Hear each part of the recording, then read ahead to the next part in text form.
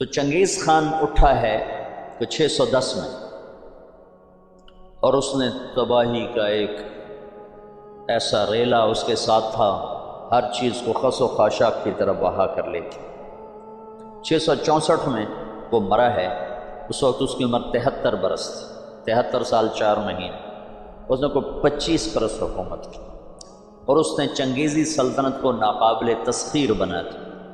یہ دنیا کا واحد جرنیل ہے، رات بھی بتایا تھا، جس نے شخصی طور پر تنہا سب سے زیادہ فتوحات کی، اور اس کا کوئی علم عطائی تھا جنگوں کے بارے میں، ملک گیری کے بارے میں، جہاں گیری کے بارے میں، اس کا علم عجب تھا، اس کی برق رفتاری، اس کی ذہن کی تیزی کمال درجے کی تھی۔ قبائل کو ایسے اس نے جوڑ دیا تھا، سب ایک جھنڈے تلے مختلف قبائل جمع ہو گئے تھے، اور دنیا کی ناقابل تسخیر طاقت بنے۔ اور قراقرم صحرائے گوبی میں منگولیا کے پاس ایک بڑا شہر اس نے بنایا، دارالحکومت، جو ساری دنیا کا سب سے بڑا دارالحکومت تھا، اور ان کا بڑا نشانہ مسلمان تھے، کہ مسلمانوں سے زیادتی ہوئی تھی، جس کے بدلے میں چنگیز خان نے ان پر حملہ کیا تھا۔ چنگیز خان کے مرنے پر اس کی سلطنت، اس کے 4 بیٹے تھے، بڑا جوجی تھا، جوجی کے بارے میں اسے شک تھا کہ یہ میرا بیٹا نہیں، کہ اس کی جب یہ چھوٹا سردار تھا تو اس نے بڑی شکستیں کھائیں، حتیٰ کہ اس کی بیوی اغوا ہو گئی۔ جب وہ واپس آئی تو حاملہ تھی، لیکن اس نے برقعی خاتون اس کا نام تھا، اس نے ہمیشہ اس کو عزت دی، اور اس بیٹے کو اپنا ہی بیٹا سمجھا، اس کا نام جوجی۔ 3 بیٹے اس کے سامنے پیدا ہوئے، اغدائی، چغتائی اور طولوئی۔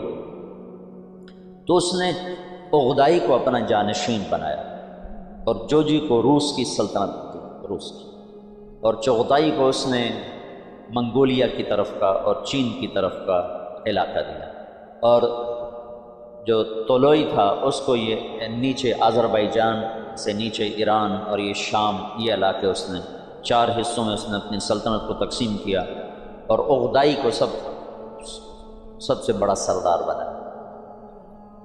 اغدائی کے دور میں فتوحات کا رخ مسلمانوں سے ہٹ کے یورپ کی طرف چلا گیا، تو ان کا ایک سالار تھا سوبدائی بہادر سوبدائی، وہ پولینڈ تک پہنچا، پولینڈ تک، لیکن اس میں کوئی ایسی سلطنتیں تھیں نہیں، ایسی چرواہے سے بیچارے غریب لوگ، تو وہ پولینڈ تک اس نے چنگیزی سلطنت کو پھیلا دیا۔ اب یہ وہ ہاتھی ہے جس کے سامنے ساری دنیا کے بادشاہ چیونٹی اور چوہے کی طرح، انہیں میدان جنگ میں ہرانے کی کوئی شکل نہیں۔ تو اسلام کی شکل یوں تھا کہ اب بجھا، لیکن اللہ نے دین کو باقی رکھنا ہے تو انسانوں کو بھی باقی رکھنا ہے جو مسلمان کہلائیں۔ جب اغدائی مرا ہے تو اس کا بیٹا تھا قیوق، وہ حکمران بنا، وہ بہت رحم دل تھا، اس نے جنگیں روک دی اور مسلمانوں کو اپنی سلطنت میں شامل کیا، تو اس کی وجہ سے ساری تاتاری سلطنتوں میں مسلمانوں کے بارے میں نرم گوشہ پیدا ہو۔ اب نامعلوم تاریخ کے گمنام سپاہی ہیں جو اتنے غیر معلوم ہیں، اتنے نامعلوم ہیں کہ کسی تاریخ میں ان کا نام تک درج نہیں، ان کی جگہ درج نہیں، جنہوں نے تاتاریوں کو دعوت دینا شروع کی۔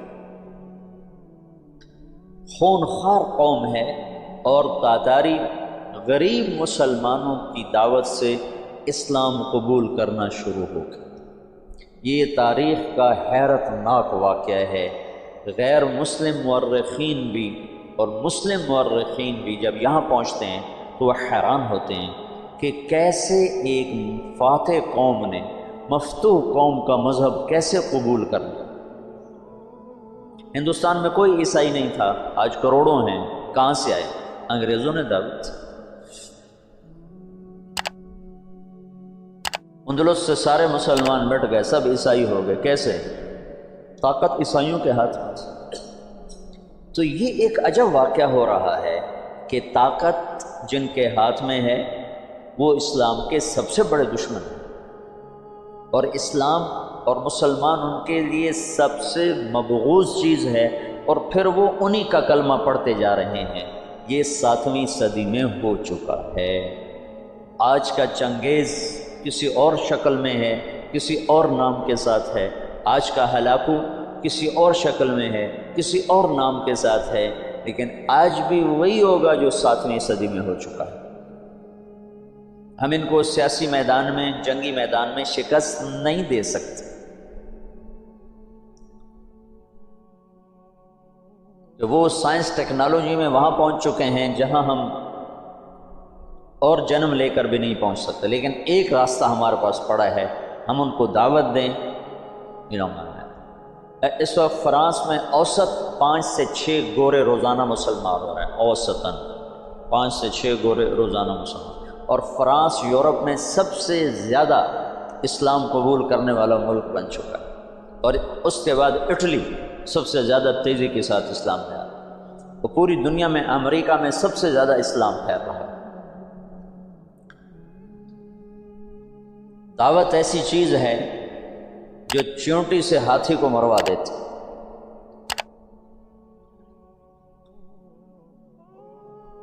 اس کی نرمی سے کچھ دل نرم ہوئے اور اسلام داخل ہونا شروع ہوا۔ تو کویوک جب مرا ہے تو اس کا بعد طلوئی کے 4 بیٹے تھے، ایک قبلائی خان، ایک منگو خان، ایک بوکا خان اور ایک ہلاکو خان۔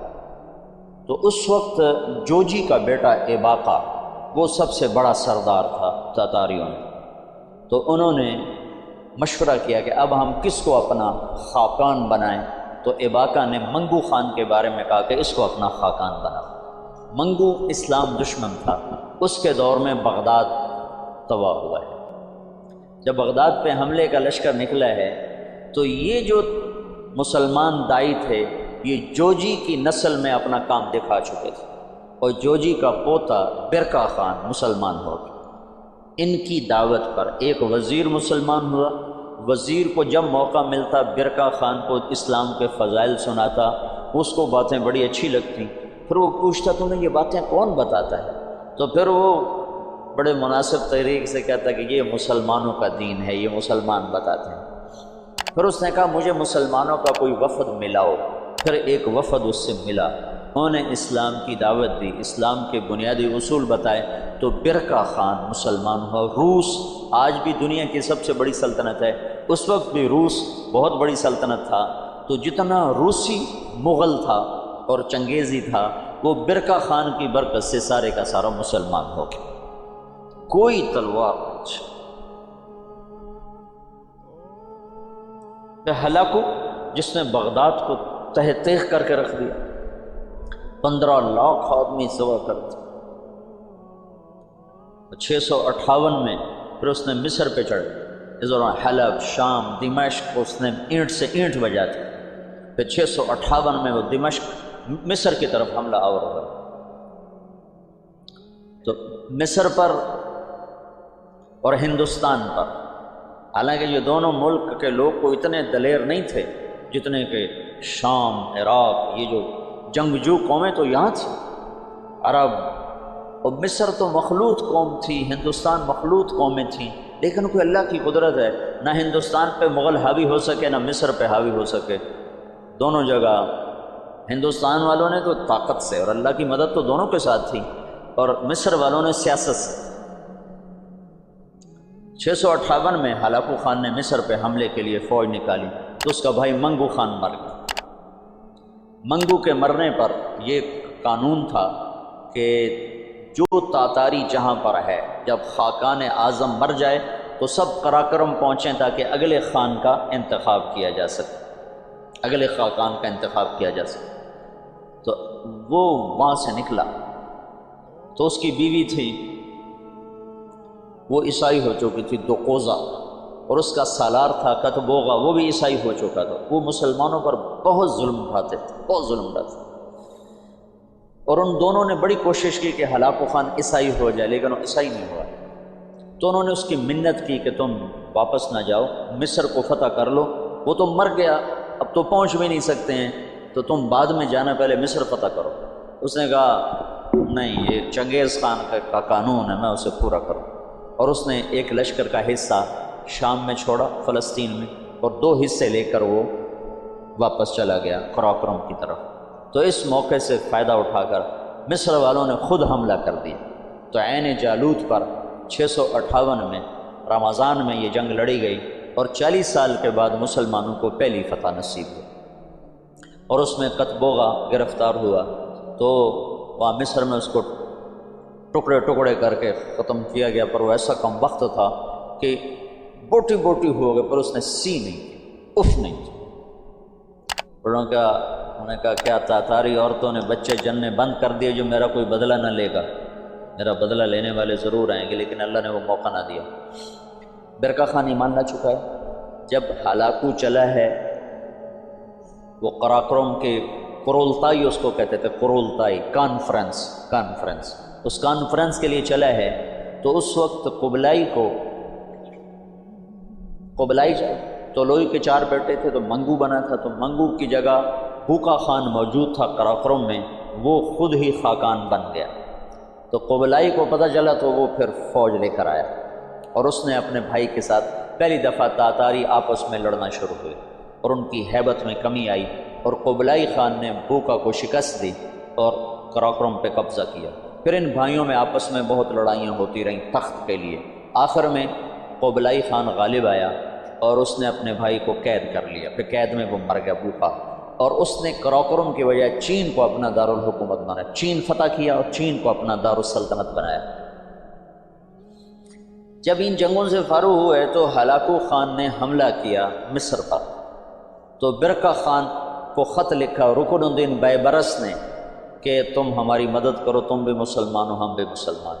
تو پھر برقع خان نے ہلاکو کو خط لکھا کہ تم مسلمانوں پہ حملہ نہ کرو ورنہ میں تم پہ حملہ کروں۔ تو ہلاکو نے اسے خط لکھا کہ تم نے چنگیز کا قانون نہیں پڑھا کہ تاتاری آپس میں نہیں ٹکرایا کرتے؟ تو اس نے اس کو جواب دیا کہ وہ بھی کافر تھا، تو بھی کافر ہے، تو حملہ کرے گا میں تیرے پر حملہ کروں۔ جب وہ مصر پہ حملہ آور ہوا تو برقع خان ہلاکو پہ حملہ آور ہوا، تو اس نے ہلاکو کو شکست دی، اور مصر اس تسلط سے نکل گیا۔ پھر ان دونوں بھائیوں کی چچا زاد بھائیوں کے آپس میں لڑائیاں ہوئیں، جس میں ہلاکو کو آخر میں شکست ہوئی، اور اس غم سے وہ بھی 42 سال کی عمر میں فالج کے مرض سے مر گیا۔ اس کا پوتا ہلاکو کا پوتا نکودار اس کا نام تھا، پہلے وہ عیسائی ہوا، عیسائی، اور اس نے اپنا نام نکودار رکھا۔ یہ نکودار خاقانی نام نہیں ہے، لیکن بعد میں اللہ نے اس کو اسلام کی دولت دی تو مسلمان ہو کر اس نے نام احمد خان رکھا۔ ہلاکو کی نسل میں اسلام داخل ہو گیا، کوئی تلوار نہیں چلی۔ کون گمنام تھے جنہوں نے ان کو دعوت دی؟ تبلیغ کی طاقت بتا رہا ہوں۔ یہ جو جوشیلے لوگ ہیں نا تحریکوں، ایک تبلیغ سے کیا ہوگا، صرف تبلیغ سے کیا ہوگا، نری تبلیغ سے کیا ہوگا، نرے بستر اٹھانے سے کیا ہوگا، یہ بتا رہا ہوں کہ نری تبلیغ سے کیا ہوا۔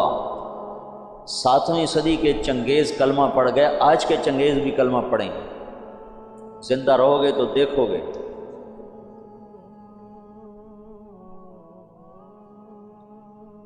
پیچھے صرف ایک نسل قبلائی کی نسل چین نکل گئی، وہ محروم ہوئے اسلام سے، ورنہ باقی ساری نسل چنگیز چغتائی رہ گیا۔ چغتائی کا پڑپوتا تیمور تغلق، وہ جلال الدین رحمۃ اللہ علیہ کے ہاتھوں متاثر ہوا اسلام سے، اور ان کے بیٹے رشید الدین کے ہاتھوں اس نے کلمہ پڑھا۔ وہ اس وقت منگولیا کی طرف حکمران تھے۔ تو یہ آخری تاتاریوں کا قلعہ باقی تھا، تو اس میں ایک آدمی نے سراغ کیا، ایک آدمی رشید الدین، جلال الدین رشید الدین۔ تیمور تغلق شکار کو نکلا تو آگے جلال الدین مل گئے راستے میں، تو ان مسلمانوں کی شکل ہو لیا تو پہچانا جاتا ہے، یہ مسلمان مل گیا، آج تو میرا دن خراب گزرے گا۔ کہنے لگا تم سے تو ہمارا کتا ہی اچھا ہے۔ تو جلال الدین کہنے لگے ہاں واقعی، اگر میں ایمان پہ نہ مروں تو تیرا کتا ہی اچھا ہے۔ تو تیمور کہنے لگا ایمان کیا ہوتا ہے؟ تو انہوں نے اس کو دعوت دی. اس کا ایسے دل پہ پڑی، کہنے لگا ابھی میں ولی عہد ہوں، جب بادشاہ بنوں نا تو مجھے ملنے آنا. ان کے ولی عہد بادشاہ بننے سے پہلے جلال الدین رحمۃ اللہ علیہ کا انتقال ہو. انہوں نے اپنے بیٹے رشید الدین سے فرمایا کہ جب تو سنے تیمور بادشاہ بنا ہے تو جا کے اسے میرا پیغام دینا. یہ پہنچے اس کے بادشاہ بننے پر، تو اس تک رسائی نہیں ہو سکی. بڑی کوشش کی، کسی نے دربار میں جانے نہیں دیا. تو انہوں نے ایک دن کیا کیا، اس کے محل کے قریب جا کر، یہ سورج کی پوجا کرتے تھے، تو سورج نکلنے والا تھا تو انہوں زور سے اذان دی. تو تیمور کے کانوں میں آواز پڑی. عجب، ان کا یہ کون کیا کہہ رہا ہے؟ نہ آشنا آواز نہ آشنا کلمات کا. پکڑو اسے. تو پکڑ کے لایا گیا تو پتہ چلا کہ جو رشید الدین صاحب ہیں، جلال الدین کے بیٹے ہیں. انہوں نے دعوت دی، اس نے کلمہ پڑھا. اس نے اپنے وزراء کو بلایا کہ میں مسلمان ہو چکا ہوں، تم میرے ساتھ کلمہ پڑھو. وہ بھی مسلمان ہو. پھر اس نے اپنے سالار کو بلایا کہ میں مسلمان ہو چکا ہوں، تم بھی مسلمان ہو. اس نے کہا یہ میرے غلام سے لڑائی لڑے، کشتی کرے، اگر یہ اس کو گرا دے تو میں کلمہ پڑھ لوں گا. تو تیمور نے کہا تم دلائل سنو، تم کشتی کو اسلام کے ساتھ کیا جوڑتے ہو؟ انہوں نے کہا میں لڑائی کی دلیل جانتا ہوں، اس کے علاوہ کوئی دلیل جانتا نہیں. اس کے غلام کا نام تھا جراش، اور وہ کیا بلا تھی، وہ 5 سالہ اونٹ کو جو بیٹھا ہوتا تھا نا، اس کو دونوں ہاتھوں پہ اٹھا کر یوں لے جاتا. 5 سال کے اونٹ. تم سے یہ سلیپنگ بیگ نہیں اٹھائے جاتے. 5 سالوں. اب اس کے ساتھ رشید الدین صاحب کیا لڑیں گے؟ تو انہوں نے کہا نہیں، میں لڑوں گا انشاءاللہ، کشتی کروں گا کل اس کے ساتھ. اگلے دن سارا شہر اکٹھا ہو گیا. انہوں نے رات کو اللہ سے بات کر لی، جو تو نے ان کو ایمان دینا ہے تو مجھے جتا دے، نہیں دینا تو میں اس کے سامنے کچھ بھی نہیں. تو اگلے دن وہ بڑا اکڑتا ہوا اور ہنستا ہوا میدان میں اترا. جو گئی آگے ماڑکو سے وہ ہاتھی سا. تو جب دونوں آمنے سامنے ہوئے تو انہوں نے اس کے قریب جا کر ایک ہلکا سا اس کے سینے پر اللہ اکبر یوں ایک مکہ مارا، اللہ اکبر. تو وہ 4 کلابازیاں کھا کے زمین پہ گرا، دڑل دڑل دڑل دڑ پوجا گرا. تو سارا مجمع حیران پریشان ہو گیا. تو اس کے سالار نے کہا مان گیا، اسلام میں طاقت ہے، اسلام میں طاقت ہے. کلمہ پڑھا دیں. اس تیمور کی قبر پر آج بھی لکھا ہوا ہے یہ وہ بادشاہ ہے جس کے ہاتھ 10 لاکھ انسان مسلمان ہو. 10 لاکھ. نہ وہ شیخ المشائخ ہیں، نہ وہ کوئی صوفیاء میں سے، نہ کوئی علماء میں سے، اور اس کے پیچھے دعوت ہے کمزور انسان کی. اور کچھ عرصے کے بعد سوائے قبلائی کی نسل کے باقی ساری تاتاری قوم مسلمان ہو چکی ہے.